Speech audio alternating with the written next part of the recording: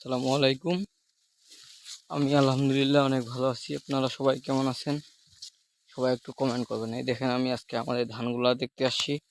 আলহামদুলিল্লাহ আমাদের ধানগুলা ভালো আছে। কারেন্ট পোকা আমাদের ধানে ধরেনি।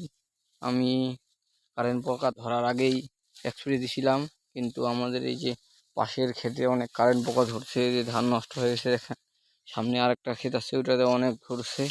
এরা ওষুধ দিছে, কিন্তু একটু দেরিতে দেওয়ার কারণে, সময় মতো ওষুধটা না দেওয়ার কারণে এদের ধানগুলাতে কারেন্ট পোকা ধরছে। ওই দেখেন আপনারা, কারেন্ট পোকা ধরার কারণে অনেক ধান নষ্ট হয়েছে।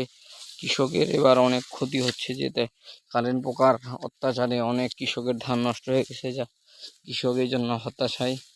আপনারা কে কে কে কোথায় থেকে আমার ভিডিওটা দেখতেছেন অবশ্যই কমেন্ট করবেন এবং জানাবেন যে আপনাদের এলাকায় কেমন এবার ধান হয়েছে।